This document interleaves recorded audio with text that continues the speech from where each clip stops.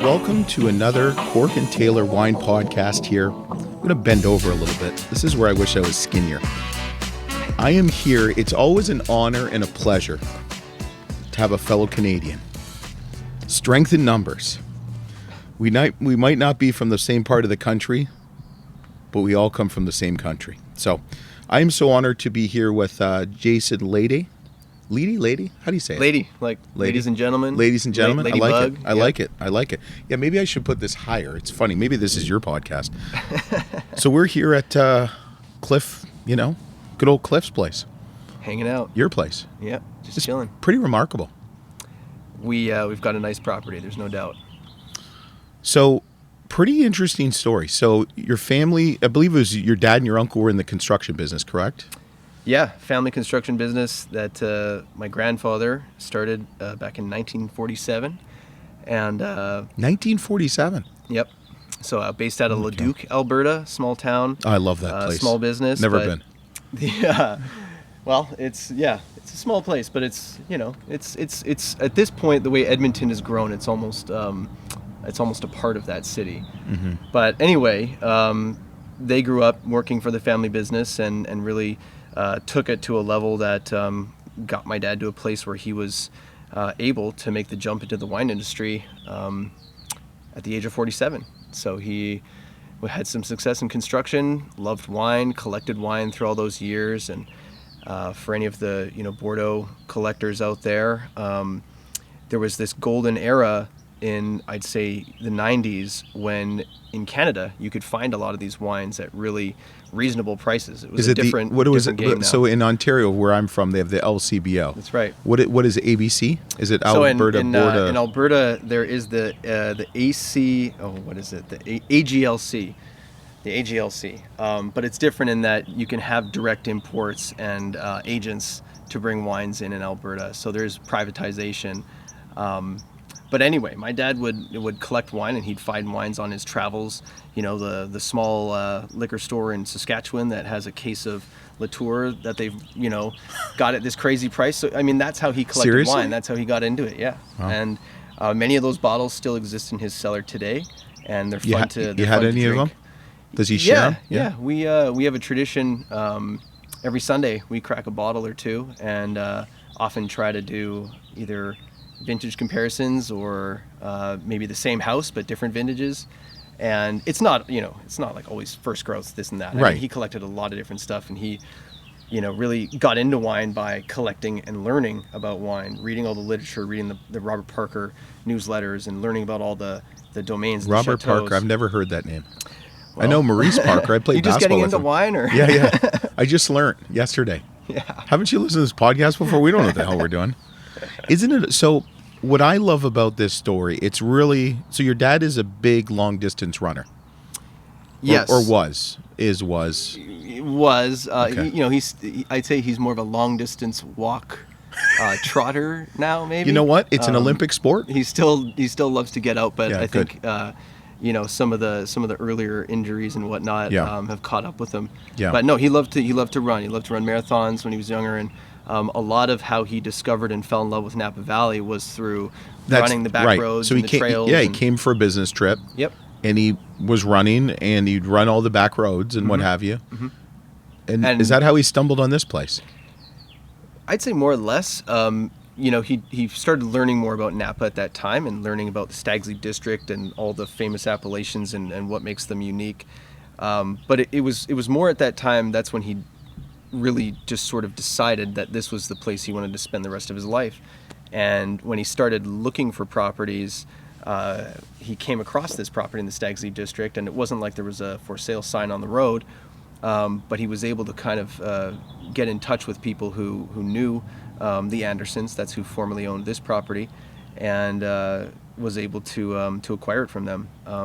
Basically, it was a family company at that time, and the next generation just wasn't as interested in taking the reins, and so for them it was an opportune time to get out of the business, and for him it was an opportune time to get in, because I don't think that you could replicate that as easily nowadays. It's almost impossible, right? The barriers to entry now are different than they were 20 years ago. So we're fortunate that he took that risk at that time, and at the time, of course, he would have felt like, am I sure this is what I want to do? But now looking back, he can confidently say like that was one of the better decisions he's made, one of the best decisions he's made in his life. And we've got a great property, and we grow great grapes, great wines. We make great wines out here, and being in the Stags Leap District is one of the things that I think makes us unique and special, because it's such a small appellation. There's only, I don't know, maybe less than 24 wineries in this district, but all the wines are unique. It's very small, very, very small. What have you noticed? So you came into the business, 2000? Well, you did an internship. Mm-hmm. It sounds like at Molly Doker. Molly Doker. Yeah. Doker, sorry. So I mean, interesting. Why there? Molly Doker came up as an opportunity at this time when I graduated college. So I was looking to work harvest. I had already worked harvest here at Cliff Lede in 2007. In the past, I'd sold wine at boutique wine shops and things like that, and stocked shelves, and but I wanted to get an experience outside of North America, and I graduated in the winter. So where are you going to go? You got to go Southern Hemisphere. So I figured, well, Australia is a fairly friendly nation to Canada, just in terms of visas and whatnot. I had a lot of friends who traveled there for work, and so it seemed like a really great place. Plus, at the time, I was still sort of developing my palate for wines, and I drank a lot of Australian wines. So I was really into that style, and I wanted to go see how they made wine. And I wanted to go to Molly Doker because it was such a departure from what we do here at Cliff Lede. We're very traditional and classic and make wines like the French do. We bring in a lot of innovation and new technology, but it is still very focused on, gentle extractions and just getting the place to come out in the wine more than anything. Whereas Molly Doker was a little bit different. I mean, they made wines that people loved, that were the highly Boxer, rated. But it was Two Left Feet, Velvet Blue-Eyed Glove, Boy, Velvet Glove, Enchanted Path, Carnival of Love. I still remember all of them. But they made wine in a very different way. They also were a marketing powerhouse. I mean, you can't walk into a wine shop and not recognize their labels. So I wanted to get a little bit of the vintage and harvest experience, and also just see how that machine worked. And man, I had some of the best times of my life there. What's the best thing maybe you picked up from there that you brought into the family business? Oh man, that's a good question. Is there any Shiraz cuttings in the back of you? Or? No, there's no Syrah. No Syrah. Did you try to Shiraz. convince your dad? No, I think like wines have to be. You don't try to make something where it doesn't make sense. Right. I love those wines, but when I want to have, an Aussie wine, whether I want to have a big over the top style or I want to have a more subtle, natural wine from Australia. I mean, you can pretty much get anything you want out of that country nowadays, but you can't necessarily replicate that anywhere. So I wouldn't want to do that. Right. But I think, what did I learn? I mean, there was a lot of expectations, I think, coming back from that trip, but I think I just learned how to do it on my own. I wasn't working for the family. Was just making my own way out there, and I mean, I had to go out and buy a car, and I just bought this piece of junk 1980. I think it was the thing that I thought was dope was it was a Nissan Skyline, which is if you've ever seen that sounds awful. If you've ever seen if you've ever seen Fast and the Furious, one of the cool mod cars they have is a Nissan Skyline, but it's a 2000 something year. But the one I had, I was an old version that they only had in Australia, and I just love that car because I was it's a Skyline. But that was probably the thing that I really took away from it the most. I felt it was the first time I really had gone out independent on my own, just did everything on my own, and had to buy it. Had to find a place to live. Had to find a mattress. Had to, whatever. it was. Well, yeah, right. I roomed with a guy that worked at the winery, and I mean, I had to live under his rules, of course, and they were great. They were a great little small family, just a husband and wife, but they took good care of me, and it was just very go out there and be independent. And I think that's an important lesson for anybody that's working in any kind of family business, is you just don't want to be working for the family all the time. You got to Right. get some experiences outside of that, because no matter what you say or how you're, whether it's your dad or your mom or your uncle, whoever runs the business, you're still family, and there's still different, you're still treated differently. As hard as they try to treat you the same as everyone else, there's just other level expectations, and so it is good to go do your own thing. But I think it's also too from a unique perspective of learning how other people do things. Mm-hmm. Whether you agree with it or not, it just gives you a different perspective. That when you do come back, you can say, "Hey, I really liked what Molly Duke or whatever the hell you call it." Molly Duker. Yeah, Molly Duker did things in that marketing arm, and how can we translate into our daily business? Mm-hmm. I think for them it was just the fun factor. They brought a lot of fun into the winery. Oh, look at the logos, and into the labels. Exactly, Yeah. into the product itself. And whether you visited there, met anyone from there, or drank their wines, you could feel that. And I think that's something that we have come through in some of our wines. And now that I'm running the hospitality program here at Cliff Lede Vineyards, getting that fun factor out is maybe something that, was spurred by my experience with Molly Duker. But that's something we want people to feel and enjoy when they come here. We want them to enjoy the wines, we want them to drink really good wine, and we want them to have a really fun time doing it. We want them to feel like this is one of their favorite wineries, and that they, anytime they're in Napa or not in Napa, they can drink our wines and feel that energy. Where's your turntable? Where's your DJ booth? So the DJ booth is mobile, and we've had it down Nice. here in the courtyard before. We've had it up in the winery. We've done parties all throughout this property, and playing for our wine club fans, or playing for the trade. We've done parties for the trade. I mean, it's always fun. I was hoping there'd be like a little DJ booth and there'd be someone going, I mean, us. I could have brought it.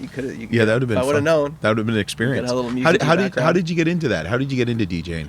I was a kid who grew up in the 90s, and I think, watching a lot that of was fun. Fresh Prince of Bel-Air, or Yeah. even just all the TV commercials back Yeah. in the day. Hip hop was kind of Snow. coming in, and Snow. Canada's finest. I mean, Maestro, let's be Fresh honest. West, Yeah. we had Cardinal some, Official. We had some rappers in Canada, Yeah. absolutely. Not many good ones. In Edmonton, we had a big electronic music scene, and one of my friend's brothers, was a DJ, and I always, of course, you look up to him because he seems so cool, and you want to kind of be like the older brother, and so he had turntables, and we thought that was cool, and so we would, mess around on him, and then so this was when I was maybe 12 or 13 years old, and I figured, well, I'm gonna get a summer job, I'm gonna save my pennies, and I'm gonna buy a turntable and a mixer, and then that's kind of the genesis of all of it. So I mean, I was more interested in electronic music earlier on. But as I learned about turntablism and using a turntable as an instrument to create sound, that is where my path went. And so now I don't know what you'd call me. I mean, I can DJ, I could do weddings, I could do parties, I can do routines, all kinds of mitzvahs. different things. Hey, if Bar the mitzvahs. price is right, Yeah, exactly. I'll do it all. Yeah, that's funny. I was in high school in the 90s, and a little bit older than you, but those were some fun times. Mm-hmm. Especially being back sure in they were. Canada. The Blue Jays were good. Yeah. The Leafs The were 90s, garbage. Blue The Jays. Raptors came in. Yeah, it was Right. good times. So what do we got in front of us? Let's instead of drinking the finest Cliff Lede water, let's try some Let's vino. drink some wine. Well, Let's do that. We're gonna start with a different wine, I guess, with not a Cliff Lede wine. We're gonna start with Fell, Anderson Valley, Savoy Vineyard, Chardonnay. Okay. Fell is our sister winery, based out of the Anderson Valley. We have a 44-acre vineyard up there called the Savoy Vineyard. It's a vineyard that was planted by Richard Savoy in the early 90s, speaking of the 90s.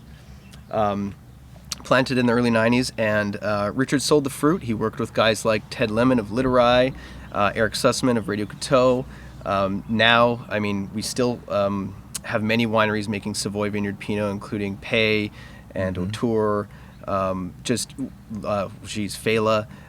Some incredible wineries still working with this vineyard, but anyway, Richard always sold the fruit, and in 2009, my dad being this kind of serial entrepreneur, always looking for new endeavors and new opportunities, having already had some success with his winery here in Stag's Leap District, wanted to branch out and started looking at cool climate grape growing regions. So Pinot Noir, where you can grow Pinot Noir, grow Chardonnay, and the Anderson Valley seemed like a sort of a still very much under the radar at that time, and got involved with the winery up there.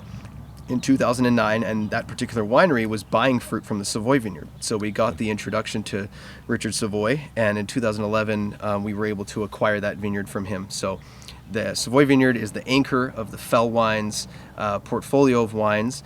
We only make a tiny amount of the Chardonnay because there's only about 3 acres of Chardonnay on the vineyard, and I think it really helps sort of explain what the Anderson Valley is all about. You have ripeness, you have warm days. Those things are normally tied together. And then you have freshness and acidity and brightness and vibrancy, and that's attributed to the cool nights that we have. So the Anderson Valley functions like Napa in that you have that fluctuations in temperatures throughout the day, but it's just that much further north in that it doesn't get as hot. So it's a cool climate overall, but you still get the heat during the day to bring out those richer qualities. Very nice. What? How'd you guys come up with the name? Thanks for asking. It's an important part of the story. So, Fell is my grandmother's initials. So her name was Florence Elsie Lede. And if we go back in the story, my dad growing up, his mom, Florence, loved to make wine. And in Alberta... In Alberta? You make wine? Oh, Lord. So she made wine from I think Ontario struggles enough. Let's talk about Alberta. She made wine from anything she'd get her hands on. She made fruit wines, things like that. And my dad thought that was really cool, that you could take fruit, ferment it, and turn it into something you could drink. And of course, as a teenager, he thought that was really cool. Oh, I'm sure he did. Because he could go out to the field and with some buddies and a jug and have a good time. Yeah. But it was something that was interesting to him, and wine was just a part of their lives. And she always loved to drink wine and make wine, and so that was his introduction to it. And so he decided to pursue collecting wine shortly thereafter. But that whole moment came more in his 20s, and I think he was at a local wine shop in Edmonton, and the owner offered him a taste of a Bordeaux, and it just blew his mind. And so he went from making fruit wine with his mom to starting to kind of taste more wines, and then having that moment with that bottle of Bordeaux that just set him off on this path of just learning and loving wine that has now resulted in him coming here. So we wanted to pay tribute to her because she was kind of the genesis of all of this with the brand, with Fell Wines. And we've included the tulip on the bottle as a tribute to her as well. It's her favorite flower. As Canadians, it's always the first flower to bloom, so it's always like, hooray, winter's coming to an end. And then normally it snows the next day. Yeah.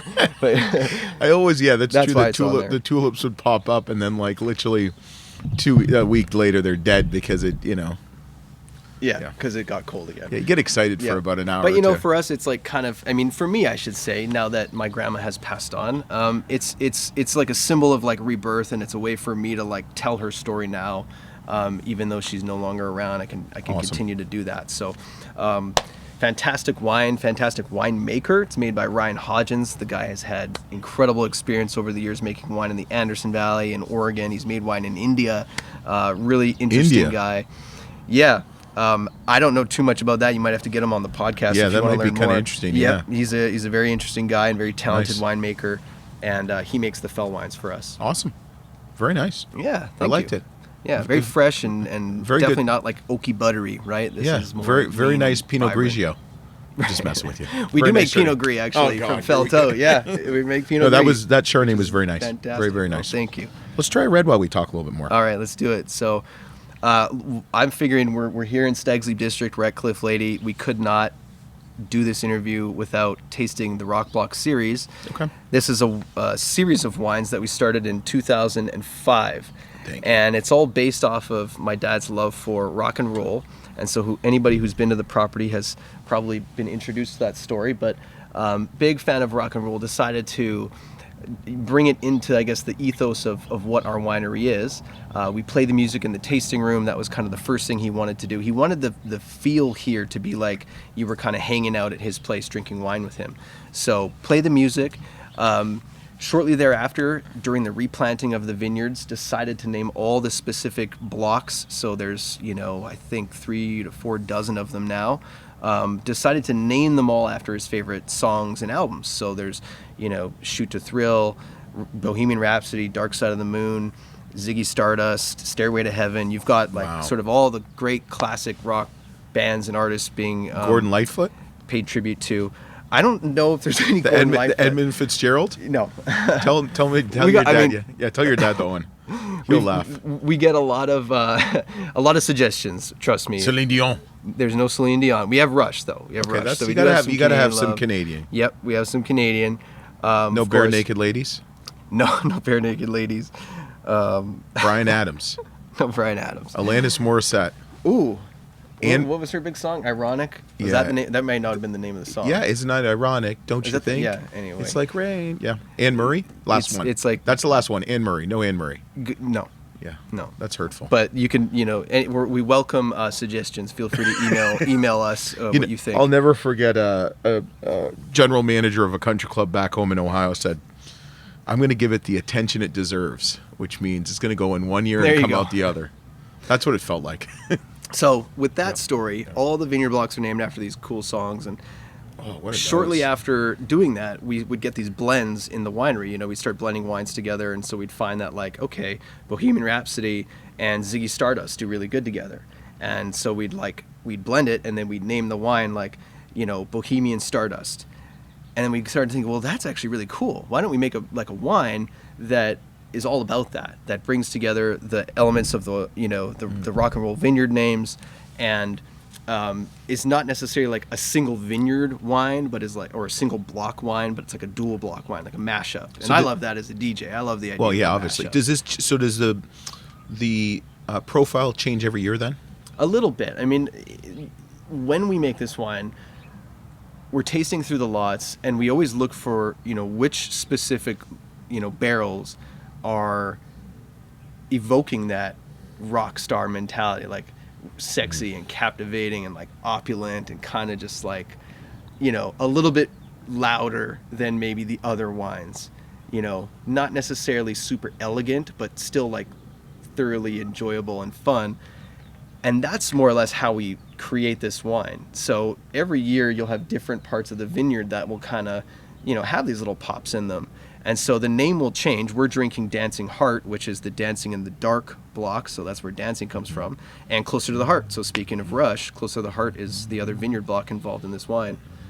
And so we're always looking for that, I don't want to say I would say more like a modern Napa style, right? Not big and over the top or sweet or anything like that, but just like powerful, lots of fruit. This is not a wine that necessarily is for someone that's looking for 13% alcohol, old world, dusty style of wine. This is for people who love Napa Valley and want to drink, Cabernet that's just delicious straight out the bat.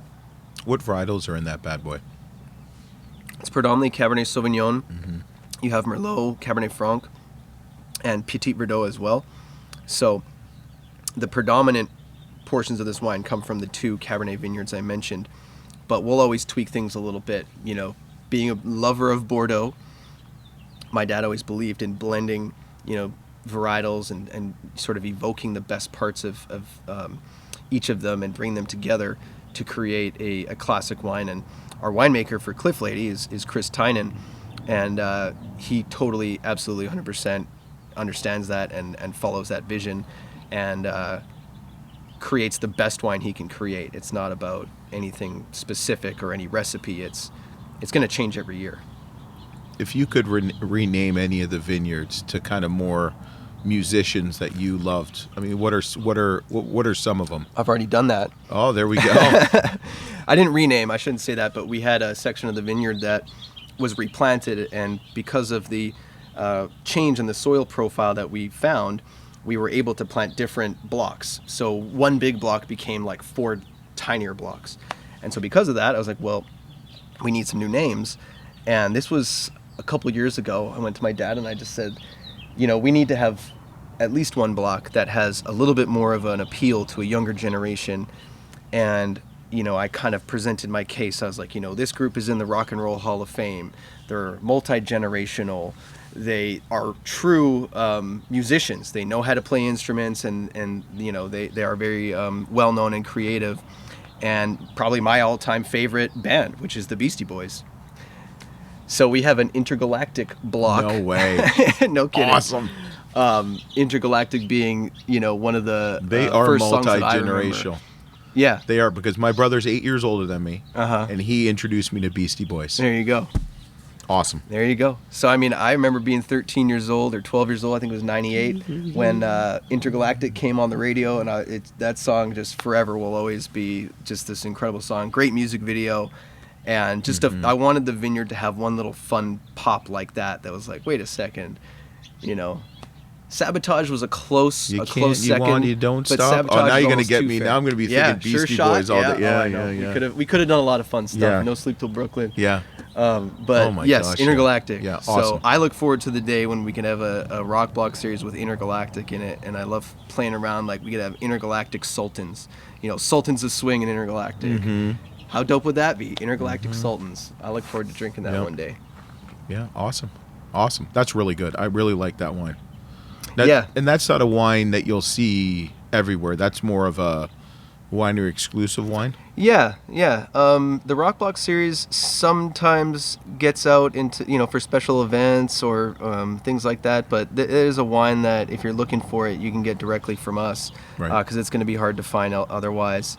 Actually, everything today is hard to find. Yeah. They're all small production. How much would that go for in the tasting room? Rock Block we sell for $115. Okay. So yeah, just over $100 there for that one. That's a wine that you can age for as long as you want. Right. We've recently been pouring some of the 2008s around here, tasting fantastic. I love the 2007. That's the vintage I worked. So I mean, that wine's drinking immaculately well right now. So yeah, it's a special wine. The Rock Block series. Cool. Fun label too. That's a Marshall Yeah. amp stack. I'm sure you recognize that. But we got the tagline on the back. These go to 11. The little nod to Spinal Tap. This wine's all about just embracing that whole rock and roll spirit. Awesome. Are we going to take a quick break and we'll be right back with Jason? All right, back with Jason. We're going to try just one more wine, and we're going to talk a little bit more. So, what's the last one? I think I know this one. Last but not least, the big boy, the flagship. This is Poetry. So we're going to drink the 2017 vintage. Thank you. And I think it's a great comparison to the Rock Block series, because you're going from tasting, again, what we perceive to be kind of just the more over-the-top, big kind of rock and roll party wine, to now sophistication and elegance with equal power, but just in a more refined way. That's what Poetry is. Poetry is 100% from our hillside vineyard. Well, maybe an asterisk beside that. There's a little bit of Merlot from the west side of our property, which grows great Merlot. But the predominant proportions of the wine come from the hillside estate, which we call the Poetry Vineyard. And what can I say? It's Stag's Leap District, hillside, volcanic rock, extremely well drained. The vineyards are low yielding, so you get tiny berries. The fruit is just incredible when it comes in, and you have to be careful when you're vinifying this wine, because you don't want to over extract it, and so you really need a master, someone like Chris, to make these wines. But when this fruit comes in, everything slows down a little bit. We're using the best barrels we've got in the cave to age this wine. It's just everything, there's no corners cut. It's just everything is done to make the best possible wine. And what would your production be on this bad boy? It fluctuates, I'd say, between 800 and 1,000 cases, depending on the vintage. I think 17 was a little bit smaller in the 800 to 900 range, but with 18, I think we're going to be able to get over 1,000, because we had such a abundant year, which is exciting because it was such a highly lauded vintage for us. Yeah, it's okay. This is really so good. More exactly. Delicious. You can see Yeah. It's got more elegance. It makes your mouth water. I mean, look at it just coming down the glass. Mm-hmm. I mean, it's just pure elegance. a lot of the time, wine, especially Napa wines, when they're consumed young, they're really big and fruit forward and all of that. You need acidity to balance that off, and that's what I love about this wine. Is it's got that freshness to it that keeps it alive. It's not just this big, flabby fruit bomb.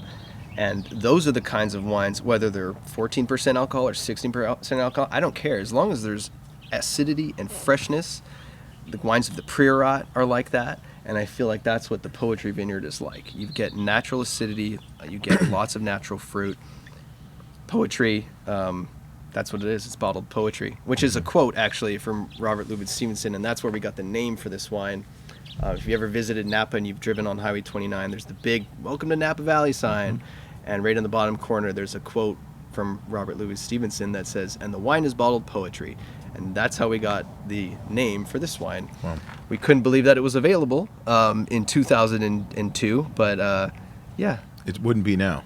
No. Well, obviously, but right? no. I mean, nowadays with craft beer and craft spirits, I mean, now coming up with a name. Well, isn't it amazing? Everything's used. I've done quite a few interviews the last couple of days, and that's one thing that multiple people have said. You know, they've named something a couple years back. They were shocked that it was available, but now it's like it's nearly impossible to get a name. It's hard. Yep, it's hard. So we feel very fortunate we have the Poetry name because it's not just the wine, it's the vineyard, and above the vineyard is the Poetry Inn, which is a 5-bedroom bed and breakfast that we own and operate that is just as good as it gets for Napa Valley luxury accommodations. So, you know, poetry to us isn't just a wine, it's everything that makes the Napa Valley great. Hospitality, food, wine, beautiful views, you know, comfort, and just kind of all in a very understated and low-key way. That's kind of what it totally embodies for us. Talking about the Poetry Inn, do you accept kids under 11? That's a good question. I think there is an age range. Okay, I didn't like that answer. So yeah, I know there's no babies. Do you provide a kids club? Yeah. Because we don't have a daycare. I did not say a daycare. Okay. Or like, I think if you really want to grow this business in the hospitality side, I'm just saying that because we're coming as a family and we're looking for a place where we can pawn our kids I'll say this, it's I feel you. The Poetry Inn is a very special place. No, I know, it's beautiful. It's 5 rooms. It's very small, and it's certainly a great place to escape. I encourage you to leave the kids at home or with at grandma your house and go and your get house. Do you have kids? Yeah, I have a son. Yes, he was born like 1 month pre-COVID. So it's perfect. You got 1 month of the see, real world, I guess. It could be a really good experience for you. Yeah. Because if you guys want to have more kids, you can see what it's like. Yeah. To kind of gauge, do we want to have 4? Do we want to have 3? Do we want to have 2? God. No, we got our hands full with 1 right now. Yeah, it's awesome. 2's easier, believe it or not, and then 3 is just utter chaos. Yeah. Okay, so you're in your 30s. Yep. What is this winery doing to kind of attract the millennials? Because they're your generation, not to say that I hate that word, but it is what it is. It is what it is. What are you doing to attract? Because the wines are not inexpensive. They're great wines. What are you guys doing differently than, say, your neighbors are doing? We're not specifically targeting millennials. Right. If we want to target that group, right. So for us, it's always going to come down to making high quality product. And whether you're 25 or 35 or 55, if you are interested in wine and you want quality product and you want to explore that, I mean, it doesn't matter what age the customer is for us. I would say that, we try to create a really fun atmosphere here at the winery. The music element has always enabled us to do that. How do we do it in a tasteful way that's fun, that attracts a wide range of audience? That's more or less what I'm focused on. And we're fortunate that we see a wide range of customers here in terms of age. We see people in their 20s that are coming out to go wine tasting, and they just, maybe it's the first winery they've ever been to. The experience here is fun, so they remember us, and maybe they will only leave with a bottle of our Sauvignon Blanc. I mean, it's not an inexpensive bottle for white wine. I mean, it's $28 a bottle, but they might, be able to buy that and say, well, I'm going to have that on a special night. We're going to do lobster or something, and that's going to be my Valentine's Day night. Right. We have the Claret, which is under $50. It's a Napa Valley red. It comes, we don't work with bad fruit sources. So, this is a wine that brings together things like Tokalan, Stag's Leap District, Howell Mountain, Diamond Mountain, like really incredible appellations for under $50. So, again, special occasion maybe for that customer, but they might want to recreate that whole atmosphere at home when they're not at the winery or when they can't come back to the winery. Right. So there isn't, I would say, a specific vision to go after that cohort. How do we separate ourselves, again, it comes down to the musical elements. It comes down to just creating a fun atmosphere. As soon as people step in, there's no pretentiousness. It's like you sit down, you get started on the wine tasting. Our hosts here, they totally embrace what we are as a winery. They're fun, they're cracking jokes, and it's just a fun place to hang out. And I think whether you're 25 or 65, you're going to enjoy that. Let's be honest. You're bringing Canada to Napa. Yeah, there you go. Because there is no pretension in Canada, is there? No. I mean, let's be honest. But you're right. It's a part of... And we love music. Being authentic is what it is. And that's what I think comes through here at our winery. It's an authentic representation of who we are as a family. Yeah. And even by extension, who our staff are as part of our extended family. We work with really fun people with great ideas, and we want their voices heard, and that's why I think we've been successful. Yeah. I appreciate that. We're going to do a little bonus section with Jason here. We're going to ask him some deep, dark, personal questions. I hope you guys enjoyed this show, and I hope we go from 64th rated food podcast in Russia. I was actually rated the 64th most listened podcast in Russia. You should go to Russia. No, I'm not going to Russia. And you can appreciate that because we're Canadians, right? Yeah. I mean, when I saw that, no other country, I was rated 64 rated food podcast. Yet, I don't know, whatever.